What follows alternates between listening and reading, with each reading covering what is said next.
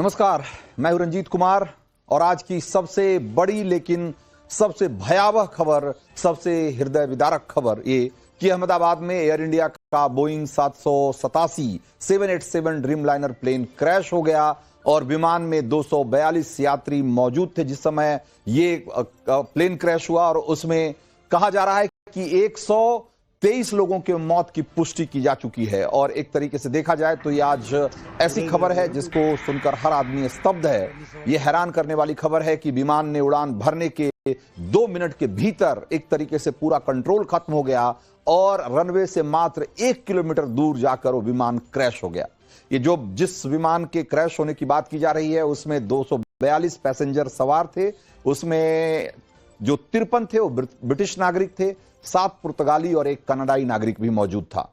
इस हादसे में मरने वालों की संख्या अभी और बढ़ सकती है क्योंकि ये कहा जा रहा है कि जो ज्यादातर लोग घायल हुए हैं वो बहुत बुरी तरह जल गए हैं और उनमें से बहुत सारे लोगों की बहुत मुमकिन है कि मौत हो जाए, क्योंकि हमने आपको जो हादसे की तस्वीर आपको दिखाई है वो देखने के बाद आप अंदाजा लगा सकते हैं कि यह हादसा कितना भयावह, कितना बड़ा है। क्योंकि एक प्लेन जिसमें कि हजारों लीटर और बल्कि ये कहें कि लाखों लीटर, 1,26,000 लीटर की कैपेसिटी होती है उसके फ्यूल टैंक की, और उसमें से अगर 70-75 हजार लीटर भी उसमें पेट्रोल मौजूद होगा तो आप समझिए कि वो कितना बड़ा बम बन करके फटा है। और ऐसे में जो उस विमान में मौजूद यात्री हैं उनके बचने की संभावना या कितनी कम हो जाती है इसका अंदाजा आप खुद लगाइए। कहा जा रहा है कि जो ज्यादातर शव निकाले गए हैं, 123 संख्या जिनकी बताई जा रही है अभी तक, उसमें से वो इतनी बुरी तरह झुलस चुके हैं, जल चुके हैं कि उनकी पहचान करना बहुत मुश्किल है और उनका डीएनए टेस्ट के बगैर संभवतः उनकी पहचान भी नहीं की जा पाएगी। और इस प्लेन क्रैश को लेकर यह भी कहा जा रहा है कि जिस बिल्डिंग के पास यह हादसा हुआ वहां अहमदाबाद के सिविल हॉस्पिटल के डॉक्टर्स, रेजिडेंट डॉक्टर्स रहते थे और वो भी 200 की संख्या में। और जिस समय यह हादसा हुआ लंच का टाइम था और हमने आपको तस्वीरें दिखाई थी कि कैंटीन में किस तरीके से लोग खाने की मेज पे बैठे हुए थे। उस समय थालियां रखी हुई है, उसमें खाना रखा हुआ है और वो धूल से और गुबार से पूरा सना हुआ पूरा जो कैंटीन है या मेस है वो आप देखकर आप अंदाजा लगा सकते हैं कि जिस समय हादसा हुआ उस समय वहां कितनी बड़ी संख्या में लोग मौजूद थे। उनके साथ क्या हुआ उसको लेकर के भी अभी लगातार अपडेट आ रहे हैं। और इस हादसे के बारे में आप यूं समझिए कि एक फ्लाइट जो कि 1:38 पर टेक ऑफ करती है, यानी कि उड़ान भरने के 2 मिनट के भीतर ही वो 1:40 पर विमान पूरी तरीके से आग के गोले में तब्दील हो जाता है। ये ऐसी घटना है, ये ऐसा हादसा है जो कि एविएशन के इतिहास में, एविएशन हिस्ट्री में इस तरह के हादसे बहुत बहुत कम देखे गए हैं। और इसीलिए कहा जा रहा है कि ये एविएशन हिस्ट्री के सबसे खौफनाक हादसों में से एक के तौर पर इसे गिना जाएगा।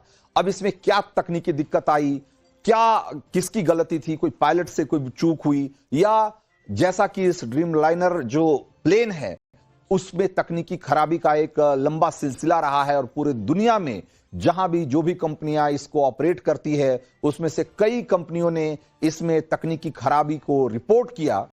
और इस तरीके से आज जब हादसा हुआ है तो ये सवाल बहुत बड़ा हो गया है कि क्या जो बोइंग 787 प्लेन है ये कितना सुरक्षित है उड़ान के लिए।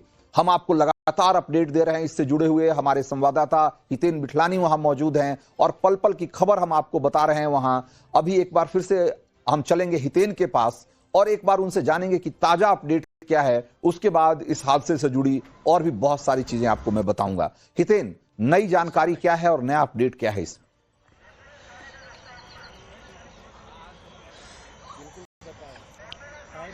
बिल्कुल, देखिए सूत्रों के मुताबिक मैं आपको बता दूं कि 2 लोगों को बचाया गया है, 2 लोग सुरक्षित निकले हैं, ऐसी जानकारी सामने आई है। लेकिन मैं आपको सीधी तस्वीर दिखा दूं कि ये वही इमारत है जहां टकराया है।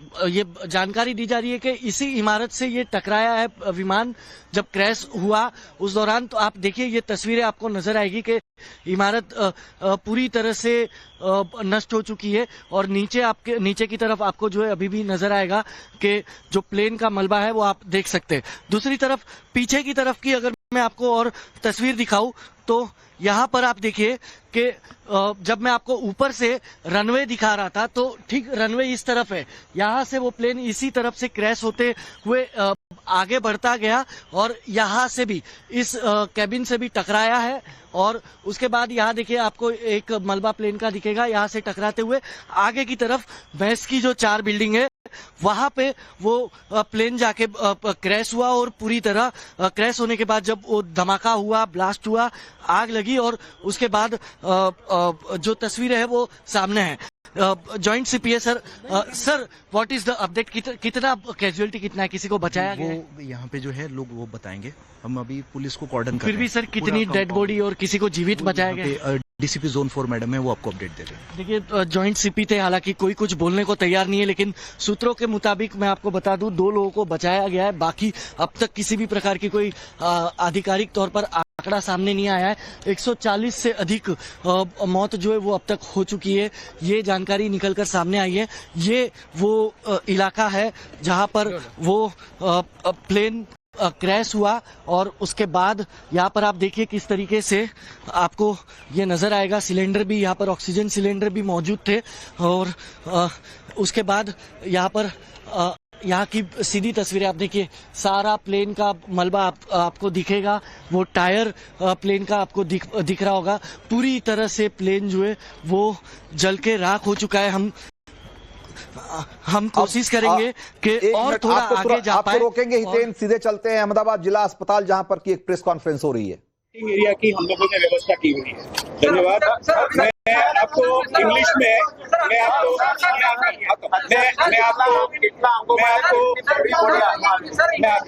आपको इंग्लिश में अगर आप में से चाहते हैं।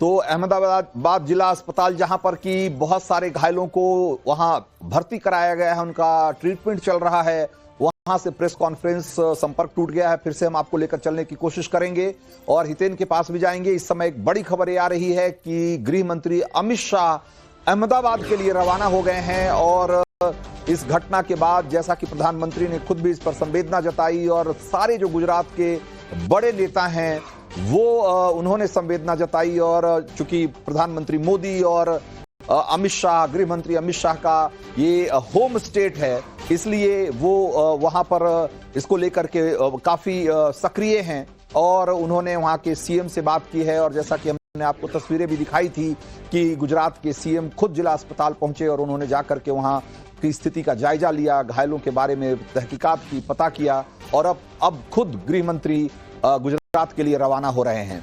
एक जानकारी ये भी हमने आपको बताई थी कि इसमें गुजरात के पूर्व मुख्यमंत्री विजय रूपानी मौजूद थे और इस हादसे में वो भी बुरी तरह से जख्मी हो गए हैं, एक खबर बताई जा रही है। और इसी बीच एक और बहुत बड़ी खबर ये आई है इसको लेकर कि जो एयर इंडिया विमान, जिस विमान का जो हादसे का शिकार हुआ, उसमें मौजूद एक यात्री ने एक बहुत ही सनसनीखेज दावा किया है। आकाश वत्स नाम के इस यात्री ने दावा किया कि विमान में बहुत सारी गड़बड़ियां थी और इसी विमान से वो दिल्ली से अहमदाबाद पहुंचे थे और उसके बाद वही विमान वो अहमदाबाद से लंदन के लिए रवाना हुआ था। और जब वो इस विमान से दिल्ली से अहमदाबाद आ रहे थे तो उस समय इस विमान में कई कमियां थी, जिसमें कि खास करके जो विमान का एसी था, जो प्लेन का एसी था, वो ठीक तरीके से काम नहीं कर रहा था, विमान का टच कंट्रोल ठीक से काम नहीं कर रहा था और इन सारी गड़बड़ियों के बावजूद विमान को लंदन के लिए रवाना कर दिया गया।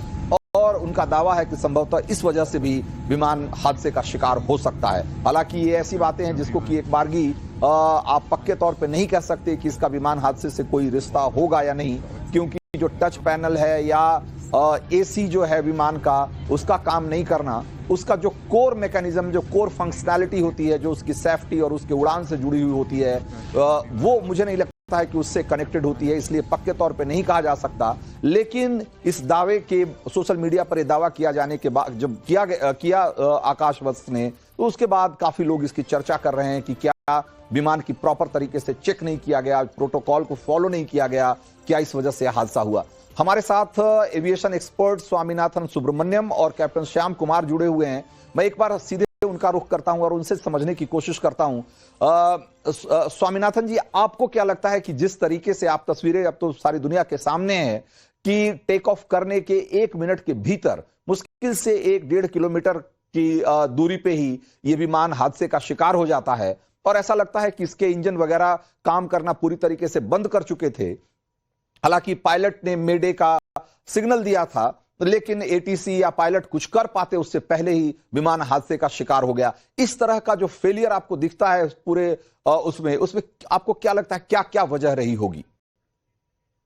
रंजीत कुमार जी नमस्कार। It's a very sad day for all of us aviation में। ऐसा हादसा जो हुआ है इतना गंभीर है कि आप देख रहे हैं कि भारत के प्रधानमंत्री, होम मिनिस्टर, गृह मंत्री, सब लोग मतलब खुद इसमें मतलब इन्वॉल्व हो रहे हैं और मतलब पूरा तहकीकात भी हो रहा है। मिनिस्टर वहां पहुंच चुके हैं शायद सिविल एविएशन का। एक्सीडेंट जो है, पहले भी मैंने कहा था कि 70% ऑफ द एक्सीडेंट्स, 35% हम ले सकते हैं डिपार्चर में और 35 अराइवल में। वही फाइनल फेजेस में, शुरू के फेज में, क्योंकि वो बिल्कुल हाई स्पीड से 0 स्पीड आ रहा है अराइवल में और 0 स्पीड से मतलब जाके क्रूजिंग स्पीड तक जा रहा है डिपार्चर में।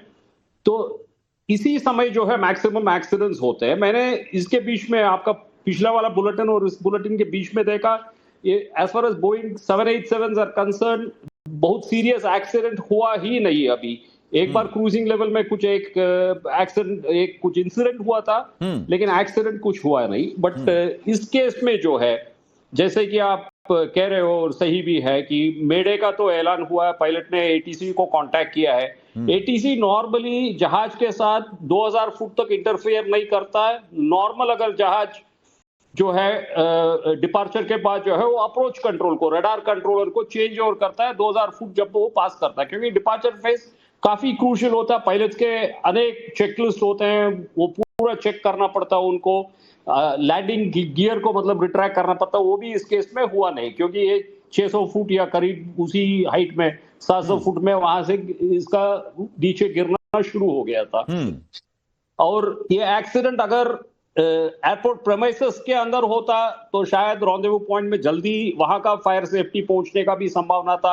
यहाँ बाहर हुआ मुझे पता नहीं, लेकिन जितना कंजेक्चर मैं सोच सकता हूँ, सिटी फायर ब्रिगेड वगैरह जो है वहां लोकल अहमदाबाद सिटी में, तो उन्होंने वहां पहले पहुंचा होगा। एयरपोर्ट से भी मतलब फायर इंजन गए होंगे। So this is all I can tell you as far as ATC is concern. जितना भी एक पायलट ने पहले एक और इसमें बताया था, दोनों इंजन का फेलियर का चांस है, और खास करके दोनों इंजन जो है मल्टीपल बर्ड हिट के वजह से फेल होने का पूरा संभावना था, ये उनका कहना था। बिल्कुल। तो मैं भी उससे मतलब मैं सोचता हूँ कि सही हो सकता है। कैप्टन श्याम कुमार, तस्वीरें देखने के बाद क्या आप समझ पा रहे हैं कि ये हादसा किस तरीके से हुआ होगा? और जैसा कि सुब्रमण्यम जी कह रहे थे कि नहीं, ये मल्टीपल बर्ड हिट की वजह से हो सकता है और दोनों इंजन एक साथ काम करना बंद कर दें उसकी वजह से। ये अपने आप में कई बार हमने देखा है कि बर्ड हिट की स्थिति में कई बार इंजन से धुआं या आग जैसी चीज दिखाई देती है, लेकिन इस विमान को देखकर ऐसा लगता नहीं है कि उसके इंजन से किसी तरह का कोई धुआं या कोई ऐसी चीज निकल रही हो जिससे कि बर्ड हिट वाली बात को पक्का माना जाए। ये अभी तो बहुत अर्ली स्टेज है, कहना मुश्किल है कि ये हादसा कैसे हुआ होगा, लेकिन जिस तरीके से हमने देखा कि हादसे के बाद ये पूरी फ्लाइट जो है, पूरा जो विमान है, वो एक आग के बड़े गोले में तब्दील हो गया। मतलब इसमें जितना एटीएफ रहा होगा, जितना फ्यूल रहा होगा, मतलब क्या आपको लगता है कि इसके बाद इसमें जो मौजूद लोग थे उनके बचने की कोई गुंजाइश आपको दिखती है? पहले तो शोकाकुल परिवार और लोगों को संवेदनाएं और प्रार्थना भगवान से उनको बल दें। एक नेशनल क्राइसिस है, एयरक्राफ्ट एक्सीडेंट, और एयर इंडिया हमारा प्रेस्टिजियस हमारी कंपनी है भारत की, और वो भी इंटरनेशनल फ्लाइट थी। तो भारत की जो संवेदना है सभी के साथ है, चाहे वो ब्रिटिश नागरिक थे, कैनेडियन थे, पुर्तगाल के थे। तो सबसे पहले हमें देखना है कि ये नेशनल क्राइसिस है, और इसलिए जो भी हम कहेंगे आपके चैनल से या लोग अनुमान लगा रहे हैं, उनको बहुत समझदारी से और गंभीरता से समझना चाहिए कि ये बड़ा मुद्दा है। और एक्सीडेंट्स इतने नहीं होते एयरक्राफ्ट के। दूसरी बात, जब हम बात करते हैं एयरक्राफ्ट की, तो फ्लाइट सेफ्टी टीम का मेंबर मैं नेवल पायलट हूं और एग्जाम कमेटी का मेंबर रहा। आर्मी, नेवी, एयरफोर्स और सिविल टीम के साथ मैंने काम किया। डीजीसीए का फ्लाइट लाइसेंस होल्डर भी हूं।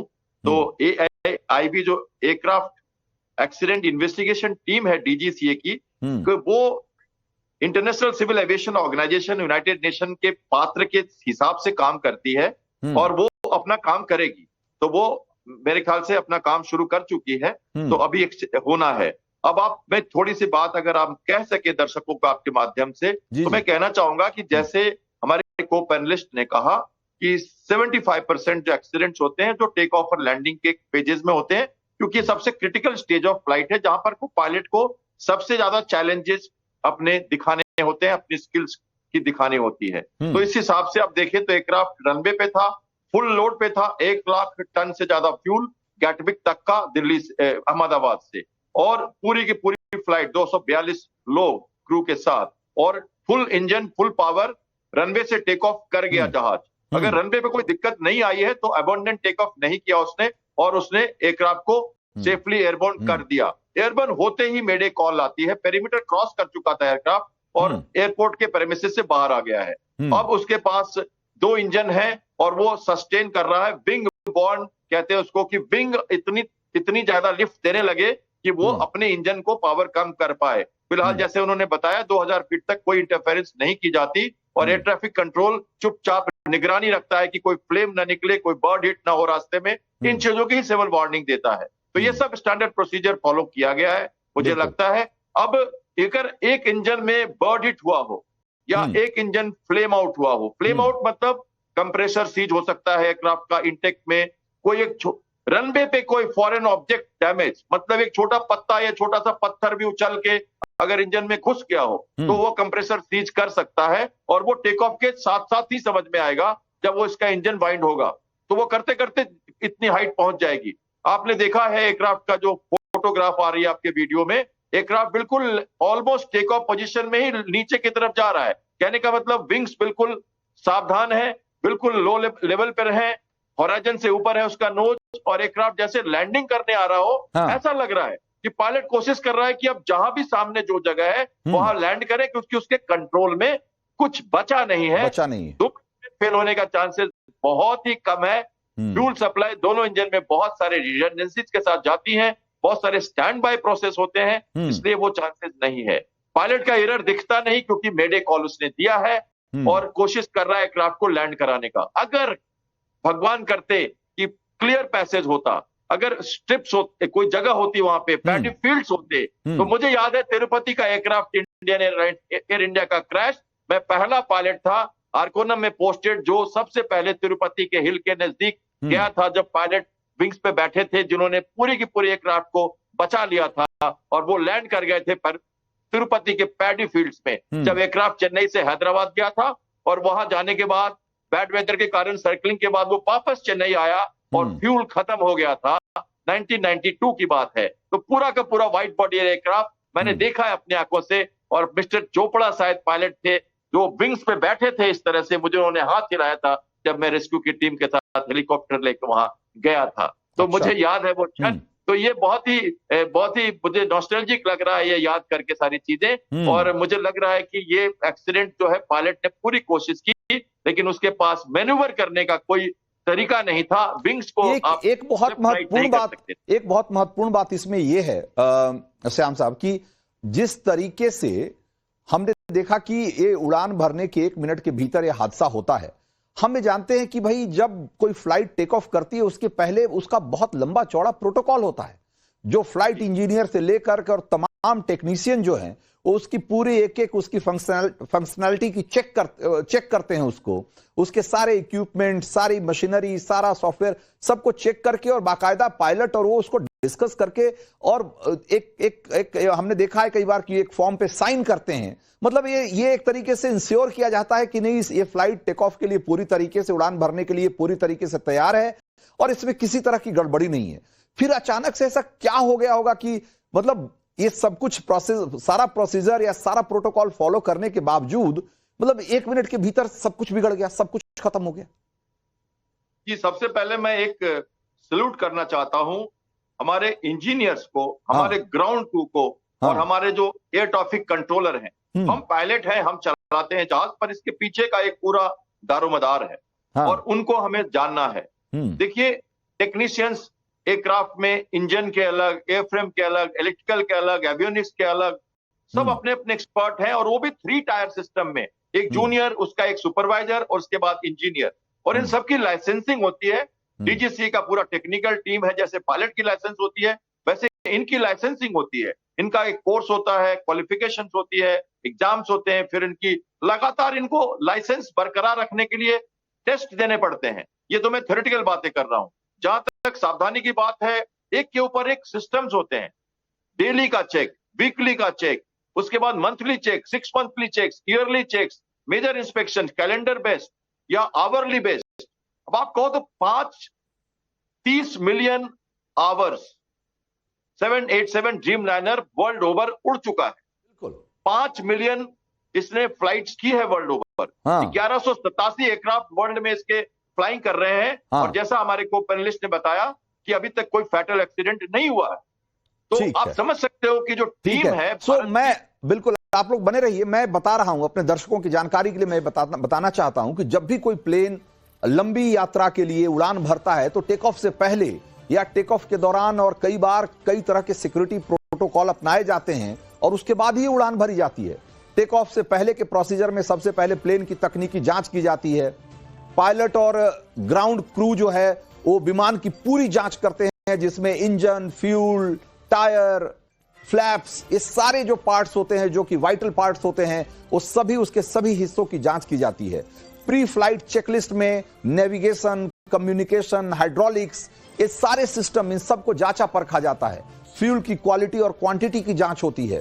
फिर यह फैसला किया जाता है कि विमान उड़ने के लायक है कि नहीं है। टेक ऑफ से पहले का प्रोटोकॉल है ये सब। पायलट और एयर ट्रैफिक कंट्रोलर आपस में बातचीत करते हैं। फ्लाइट प्लान तैयार किया जाता है, जिसमें रूट, ऊंचाई, अनुमानित समय, सबकी जानकारी दी जाती है।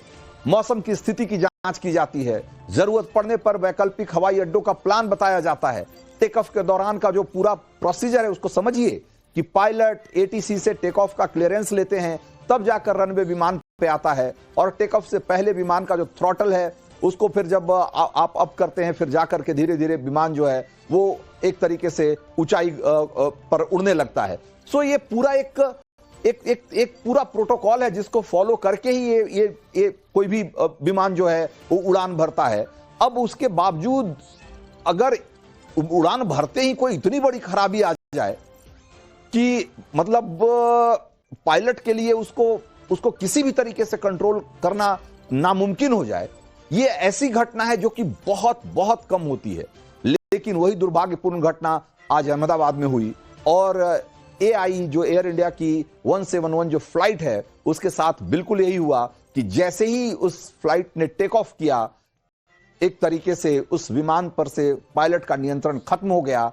पायलट ने मेडे का सिग्नल दिया और मेडे का जो सिग्नल होता है वो बहुत ही इमरजेंसी का सिग्नल होता है, जिसके जरिए पायलट बताते हैं एटीसी को कि भाई अब उनके इस विमान पे उनका कंट्रोल नहीं है और इसके क्रैश होने की पूरी आशंका है। वो एक तरीके से डिस्ट्रेस सिग्नल होता है और उसके पहले कि पायलट या कोई भी कुछ कर पाता, वो विमान जो है वो आग के एक बड़े गोले में तब्दील हो जाता है। ये एक ऐसी घटना है जो कि दुनिया की एविएशन हिस्ट्री में, जैसा कभी एक्सपर्ट भी हमारे कह रहे थे कि ऐसी घटनाएं नहीं के बराबर होती है। और ड्रीमलाइनर को लेकर के कई तकनीकी खराबियों की बातें जरूर आती रही है, उसके बावजूद यह नहीं कहा जा सकता कि कोई इतना बड़ा हादसा कभी इस तकनीकी खराबी की वजह से ड्रीमलाइनर में हुआ है। बोइंग ने 2003 में 7E7 प्रोजेक्ट के तौर पर इसकी शुरुआत हुई थी और इसका एक तरीके से इसे जब लॉन्च किया गया तो इसमें बाद में थोड़ी बहुत खामियां जरूर आई, लेकिन आज तक कोई ऐसी बड़ी खामी नहीं आई है जिसकी वजह से कोई बड़ा एयर क्रैश हुआ हो। हां, इसकी बैटरी को लेकर, इसके बॉडी और हाइड्रोलिक को लेकर कुछ खराबियों का जिक्र जरूर किया गया है, लेकिन उसकी वजह से कई बार इमरजेंसी लैंडिंग तक की नौबत जरूर आई, लेकिन कोई विमान क्रैश नहीं हुआ है। और जहां तक कि आपको मैं बताऊं कि इस जो बोइंग 787 विमान है, इसको लेकर के जो पहले जो गलतियां या गड़बड़ियां रिपोर्ट की गई है, जो तकनीकी खराबी रिपोर्ट की गई है, उसमें जनवरी 2025 में यूएई का एतिहाद एयरवेज जो कि मेलबर्न से अबू धाबी जा रही थी, उसमें अचानक से तकनीकी खराबी आ गई थी लैंडिंग गियर में और उसमें आग लग गई थी जिससे दोनों टायर फट गए थे, इमरजेंसी लैंडिंग करानी पड़ी थी। तो ये एक पहली घटना हुई। 2025 जनवरी में फिर से एक घटना हुई जिसमें नाइजीरिया के लागोस से वाशिंगटन डीसी जा रहा बोइंग 787 का जो विमान है, वो तकनीकी खराबी के चलते उसकी भी इमरजेंसी लैंडिंग करानी पड़ी थी। फिर सितंबर 2024, उससे पहले अगर देखिए तो एयर इंडिया का भी विमान था जो कि दिल्ली से लंदन बर्मिंघम जा रहा था और वो उसमें भी इमरजेंसी लैंडिंग की नौबत आ गई थी और उस वक्त 40,000 फीट की ऊंचाई पर तकनीकी खराबी रिपोर्ट की गई थी जिसके बाद इमरजेंसी लैंडिंग करानी पड़ी थी। उसके पहले जुलाई 2024 में अगेन एयर इंडिया का ही विमान था, उसमें कोपेनहेगन से दिल्ली आ रही बोइंग की जो फ्लाइट थी 787 उसको रद्द करनी पड़ गई थी क्योंकि विमान में जो फ्लाइट के पहले उड़ान के पहले ही टेक ऑफ के पहले खराबी का पता चला था और जिसकी वजह से इस विमान की उड़ान को रद्द किया गया था। उसके पहले जून 2024 में ब्रिटिश एयरवेज जो कि ब्रिटिश एयरवेज भी बोइंग 787 ड्रीम लाइनर को इस्तेमाल करती है और इस समय एक बहुत बहुत बड़ी खबर, बहुत हृदय विदारक खबर है कि प्लेन में सवार सभी यात्रियों की मौत की खबर आ रही है। प्लेन हादसे से जुड़ी ये बहुत ही खौफनाक, बहुत भयावह खबर है, अपडेट है, लेकिन ये अपडेट हमें आपको बताते हुए हमारे लिए भी एक सदमे से गुजरने जैसा एहसास है। लेकिन जो खबर है वो ये है कि प्लेन में सवार सभी यात्रियों की मौत हो गई है और जैसा कि आशंका जैसी जताई जा रही थी, जिस तरह की तस्वीरें दिख रही थी कि ये जो विमान था जिसमें कि इतना सारा पेट्रोल जो है एटीएफ जो था वो मौजूद था और हादसे के बाद इतने बड़े आग के गोले में जो पूरा तब्दील हो गया, हादसे की जगह से जिस तरह की तस्वीरें आ रही थी उसको देखकर ही ये लोगों के मन में आशंकाएं गहराती जा रही थी कि पता नहीं इसमें कोई बचा होगा या नहीं। लेकिन अब ये बात कंफर्म हो गई है और अहमदाबाद के पुलिस कमिश्नर ने इस बात को कंफर्म किया है कि इस हादसे में सभी 242 लोग जो इसमें सवार थे वो सबकी मौत हो गई है, इंक्लूडिंग जो पायलट और केबिन क्रू के जो मेंबर थे 10, उन सब की मौत हो गई इस हादसे में। 242 के 242 सभी यात्री और सभी केबिन क्रू और पायलट की इस हादसे में मौत हो गई। ये बहुत ही हृदय विदारक, बहुत ही खौफनाक और बहुत ही भयावह खबर है आज की, लेकिन ये सच है और अब इस पर एक तरीके से मुहर लग गई है। हम चलते हैं हितेन के पास। हितेन, और क्या अपडेट है और क्या बताया गया प्रशासन की तरफ से?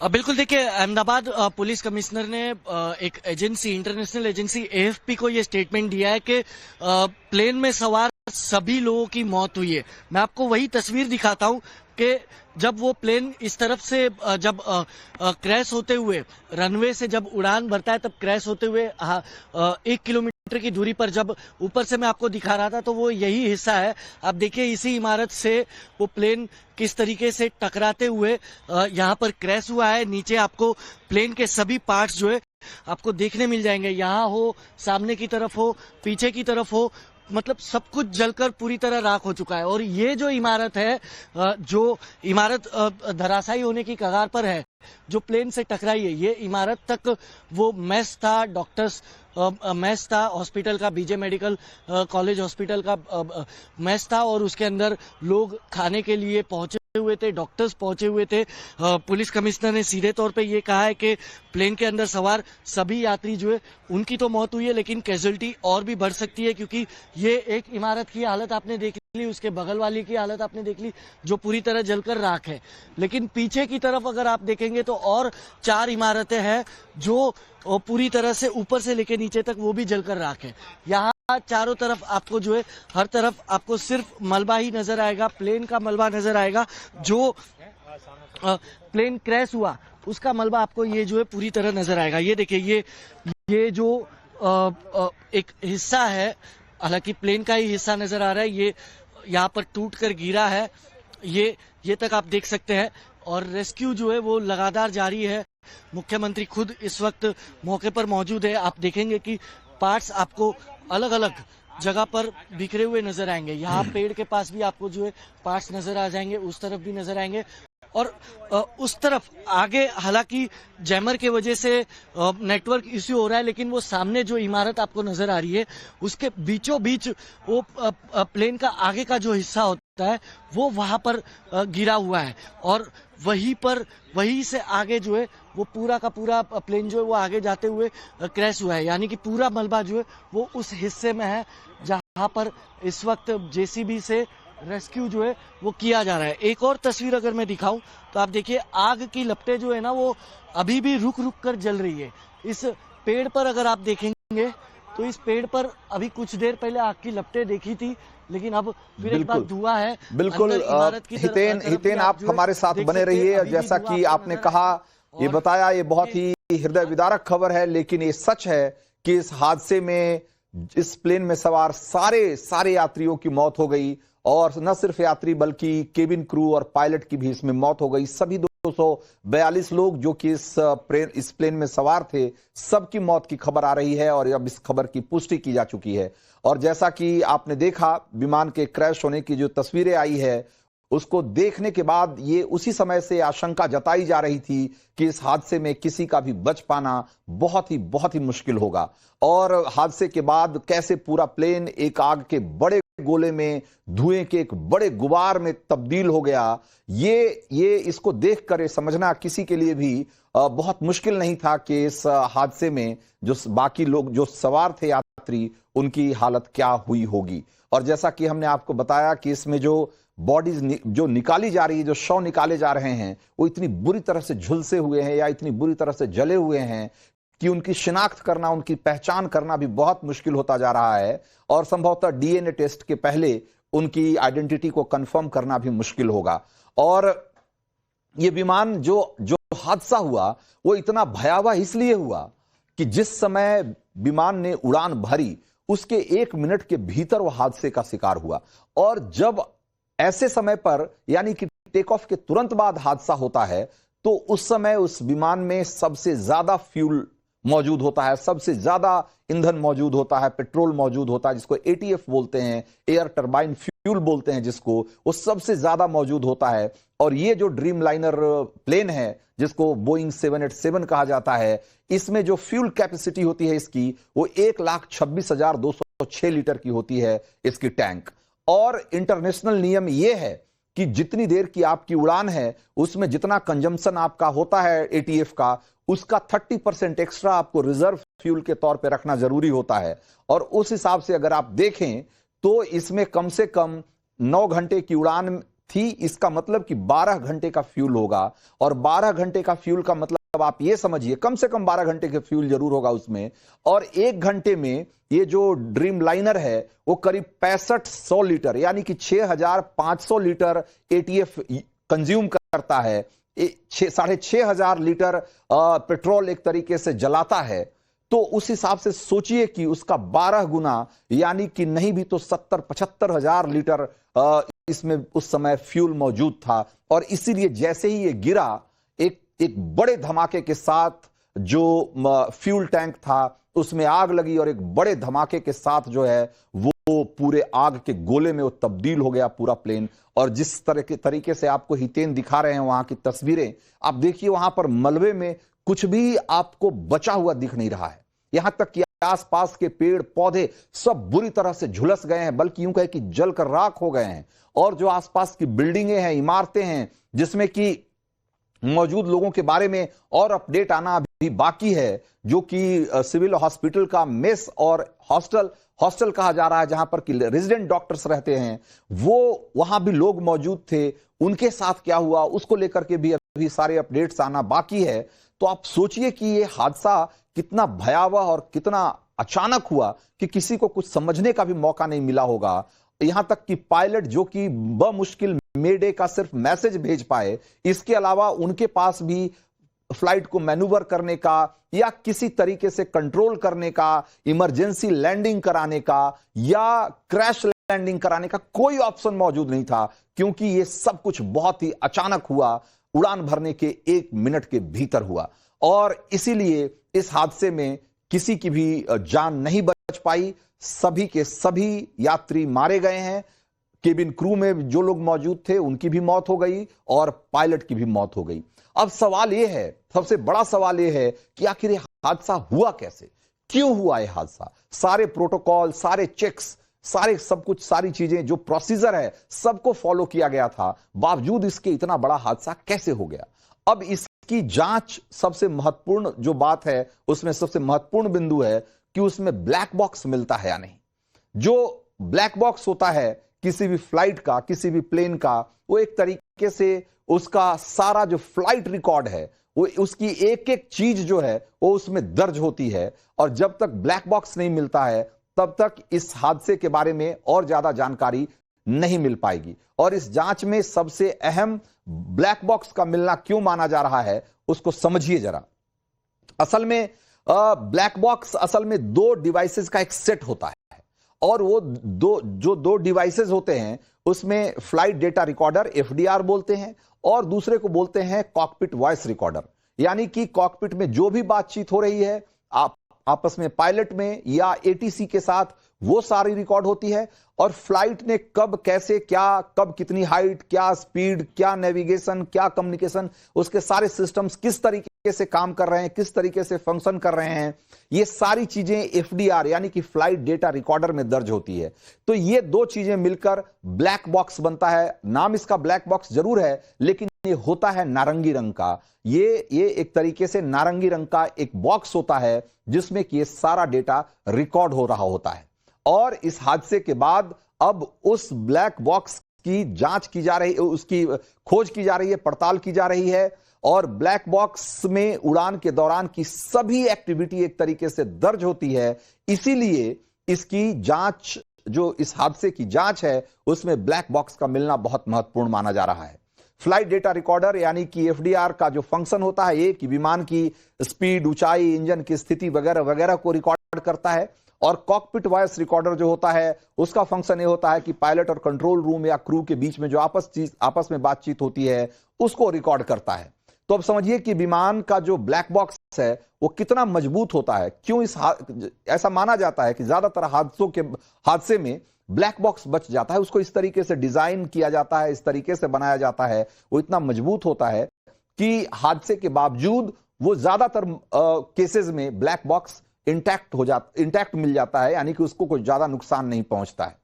और उसको इस तरीके से बनाया जाता है कि 1100 डिग्री सेल्सियस की आग में भी वो नहीं जल पाता। तो आपने देखा ना कि आग के कैसे गोले में तब्दील हो गया। जाहिर सी बात है कि उस समय टेम्परेचर अचानक से हजारों डिग्री सेंटीग्रेड तक पहुंच गया होगा, और उसमें इंसान की तो खैर बात ही क्या करना, मतलब मेटल तक सारे पिघल करके वहां पिघले हुए दिखाई दे रहे हैं, वहां कुछ भी बचा हुआ, कुछ भी इंटैक्ट नहीं दिख रहा। लेकिन ये ब्लैक बॉक्स इस तरीके से बनाया जाता है कि वो 1100 डिग्री टेम्परेचर पे भी पूरी तरीके से सुरक्षित बच जाता है, और 6000 मीटर गहरे समंदर में भी उसको कोई नुकसान नहीं होता। बहुत हेवी अगर मैकेनिकल उसको जर्क लगता है, कोई चोट, कहीं अगर हादसे में अचानक से गिरता है, किसी चीज से टकराता है, जैसे कि हमने आपको इसमें दिखाया तस्वीरें आपको कि कैसे जो उस जहाज के कुछ अलग अलग पार्ट्स हैं वो पास की इमारतों से जाकर टकराए और उनके दीवार और पिलर को तोड़कर बिल्डिंग के भीतर चले गए। उसमें से एक टायर भी हमने आपको दिखाया जो कि फ्लाइट का व्हील है, वो रियर व्हील है, वो दिख रहा है कि वो एक बिल्डिंग को तोड़कर पूरी तरीके से अंदर घुस गया है। तो उसी ढंग से अगर हादसे के बाद ये ब्लैक बॉक्स भी अगर टकराता है किसी ऐसी चीज से, तब भी इसके टूटने की आशंका बहुत कम होती है। और 30 दिन तक ये लगातार सिग्नल भेजता रहता है ब्लैक बॉक्स, ताकि उसको आसानी से ढूंढा जा सके। और इसका जो केसिंग होती है, इसका जो चारों तरफ का खोल होता है, वो टाइटेनियम मेटल से बनाया जाता है, जो कि काफी मजबूत माना जाता है। तो ये अब ब्लैक बॉक्स की तलाश की जा रही है, और अगर ब्लैक बॉक्स मिल जाता है तो बहुत मुमकिन है कि ये जो हादसा हुआ है उसके बारे में और ज्यादा जानकारी हमें मिल पाए कि इसकी वजह क्या रही होगी। तो इससे जुड़ी हुई तमाम हम आपको खबरें बता रहे हैं, और जो सबसे इसमें भयावह अपडेट है, सबसे खौफनाक या सबसे दिल दहला देने वाली या दिल को एक तरीके से तकलीफ देने वाली जो बात है वो ये है कि इस हादसे में जो नया अपडेट है वो ये है कि इस हादसे में कोई भी मुसाफिर, कोई भी यात्री और केबिन क्रू या पायलट किसी की भी जान नहीं बचाई जा सकी, सबकी मौत हो गई है। तो हमारे साथ एविएशन एक्सपर्ट स्वामीनाथन सुब्रमण्यम और कैप्टन श्याम कुमार लगातार बने हुए हैं। श्याम जी, ये जो अब खबर आ रही है, ये तस्वीरों को देखकर आशंका तो इसी तरह की लग रही थी और अब वो खबर एक तरीके से कंफर्म हो चुकी है कि इस हादसे में किसी की जान नहीं बच पाई। सारे यात्री और जो केबिन क्रू है और पायलट, सबकी मौत हो गई। अब यहां से जो इस हादसे की जांच की जो दिशा है वो किस तरफ जाएगी?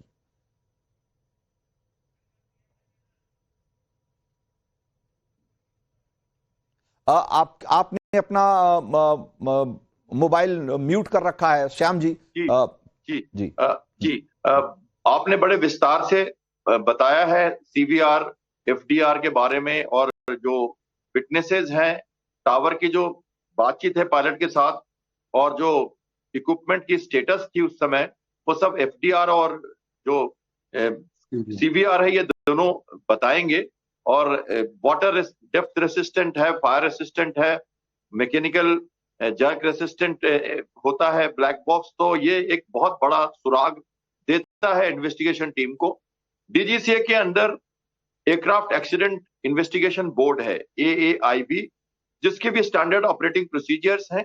उसके हिसाब से एयरपोर्ट पर भी कुछ अथॉरिटीज होते हैं जो इन सब चीजों को देखते हैं और इन सब चीजों को करते हैं। तो एयरपोर्ट अथॉरिटी में भी फ्लाइट सेफ्टी टीम होती है, वो इमीडिएटली कॉर्डन करती है और डिस्ट्रिक्ट अथॉरिटीज को भी सारी ब्रीफिंग की जाती है ताकि वो विटनेसेस और जो सर्कमस्टेंशियल एविडेंसेस हैं और जो भी मटेरियल है उन सबको किसी तरह से उसकी छेड़छाड़ ना हो, और जो भी पिक्चर वीडियो जो भी बनाए जाए जल्दी से जल्दी, ताकि जितना से ज्यादा क्रूज मिल सके टीम को। तो फ्रंट टीम और फिर रशिंग फ्रॉम दिल्ली टीम, हर तरह की टीम है इनकी, जो इमीडिएट स्पॉट पे पहले 1 घंटे 2 घंटे 4 घंटे फिर पूरे दिन, और फिर जो बोर्ड बनेगा, टीम मेंबर्स जो होंगे उनके लिए सब चीज सुरक्षित रखा जाएगा ताकि वो उसको इन्वेस्टिगेशन करें। स्वामीनाथन जी, यहाँ पर मैं आपके पास आना चाहूंगा। श्याम जी, मैं आऊंगा आपके पास फिर से। स्वामीनाथन जी से एक सवाल मैं लेना चाहता हूं, ये कि अब जब ये इतनी बड़ी घटना हो गई और ड्रीम लाइनर को लेकर, ये जो बोइंग 787 विमान है, इसको लेकर पहले भी बहुत सारे अप्रीहेंशन रहे हैं, बहुत सारी तकनीकी खराबी की चीज की जो घटनाएं हो रिपोर्ट की जाती रही हैं, और अब जब इतना बड़ा हादसा हो गया है, तो क्या इस विमान को लेकर कोई और एहतियात बरतते जाने की जरूरत है? कोई इमीडिएट एक्शन की जरूरत है? जो जैसा कि पहले भी हुआ है कि जब भी इस तरह की कोई बड़ी घटना हुई तो उस बाकी जो विमान है उसको ग्राउंडेड कर दिया गया। तो क्या इस तरह का कोई एक्शन अब हम उम्मीद करें?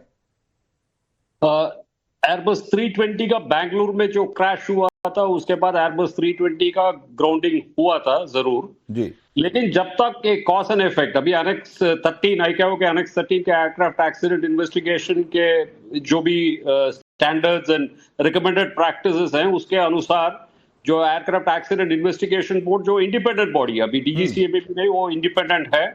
तो जब तक उनका इंक्वायरी खत्म नहीं होगा, और आप जो है इसके बारे में कह रहे थे जो ब्लैक बॉक्स के बारे में, सो ब्लैक बॉक्स से सिग्नल्स निकलते हैं, सो दे यूज सोनार एंड उसको ट्रैक कर सकते हैं। तो ये काम ऑलरेडी शुरू हो चुका होगा, वो टेल पे होज होता है, तो वो मिलने का पूरा संभावना है, क्योंकि this is happened in the vicinity. ऐसा नहीं कि एक डिचिंग जब होता है वहां फाइंड करना मुश्किल होता है क्योंकि वाटर करंट्स होते हैं वगैरह वगैरह, लेकिन यहाँ वो प्रॉब्लम नहीं होगा जी। तो वो मिल जाएगा, इन्वेस्टिगेशन होगा प्राइमा फेसी। अगर डीजीसीए जो सेफ्टी हमारा रेगुलेटर है या मंत्रालय को कुछ ऐसा लगे कि ये जहाज के टेक्निकल प्रॉब्लम के वजह से हुआ है, जिसका कोई अभी मेरे ख्याल से तो कोई एविडेंस ऐसा नहीं है, क्योंकि कई अगर मतलब आप कुछ लॉजिक से चलेंगे ना, 7-8 जहाज के साथ अगर अलग अलग इंसिडेंट्स हुए हैं, तो जबरदस्त इंसिडेंट्स हुए हैं, तब जाके आप ऐसा कंक्लूजन में आ सकते हैं। लेकिन ये तो उनका डिसीजन होगा, डीजीसीए का डिसीजन होगा, तो फुली कॉम्पिटेंट है, उनके पास पूरे एक्सपर्ट्स हैं जो इसके बारे में डिसाइड करेंगे। वेरी सैड कि 242 जो क्रू मेंबर्स और पैसेंजर्स सारे मतलब उनका मौत हुआ है। नेक्स्ट ऑफ किन के लिए बहुत हार्टफेल कॉन्डोलेंसेस है, काश पायलट के पास कुछ समय रहता, मेडे बोलने के बाद 4-5 मिनट, ताकि एक सर्किट करके वो सेफली जहाज को रनवे पे लैंड कर सके। अगर बर्ड हिट हुआ है तो क्लोजेस्ट इसका जो है, जो सली का 2009 में यूएस एयरवेज का जो बर्ड हिट हुआ था कैनेडियन गीज से, और दोनों इंजन फ्लेम आउट हो गया था और जहाज ने हडसन रिवर में डिच किया था। बिल्कुल, हाँ, क्योंकि डिपार्चर में इतना ईंधन है, मतलब इतना एटीएफ है उसमें कि जब एक्सप्लोड हो जाता है, यहाँ तो जमीन से टकराया था, वहां वाटर में डिचिंग होने के वजह से शायद वहां कैजुअल्टी नहीं हुआ। और दूसरा जो कप्तान साहब अभी कह रहे थे, तिरुपति में 1993 नवंबर 15 तारीख को 8:01 में हुआ था। मैं ये इसीलिए याद रखता हूं क्योंकि मैं साइट कमांडर था, मैं तिरुपति एयरपोर्ट में इंचार्ज था। तुरंत मैं वो नेवी हेलीकॉप्टर में अराकोणम से जो आया था वो सर्च एंड रेस्क्यू करके मैं वहां साइट पे गया था। कैप्टन बल्ला थे उसमें। उसमें क्या दूसरा सिचुएशन था जहां फ्यूल पूरा खत्म हो गया था और उस वजह से उसको फोर्स लैंडिंग करना पड़ा। बारिश हुई थी पिछले दिन और पूरा पैडी फील्ड में इतना स्लश था कि it was like a sitting duck. तो समय समय की बात है, क्या क्या मतलब एनवायरनमेंट क्या प्रोवाइड करता है। एक ही ये बहुत ही दुर्भाग्यपूर्ण स्थिति रही कि इस घटना में, इस हादसे में बहुत दुर्भाग्यपूर्ण स्थिति ये रही कि जहां हादसा हुआ वो एक तो बहुत ठोस जमीन थी, ऊपर से इस फ्लाइट में पूरा लोडेड एटीएफ था और एक तरीके से उड़ान भरने के तुरंत बाद हादसा हुआ, इसलिए टैंकर जो है, इसका जो टैंक होगा, फ्यूल टैंक ऑलमोस्ट फुल होगा।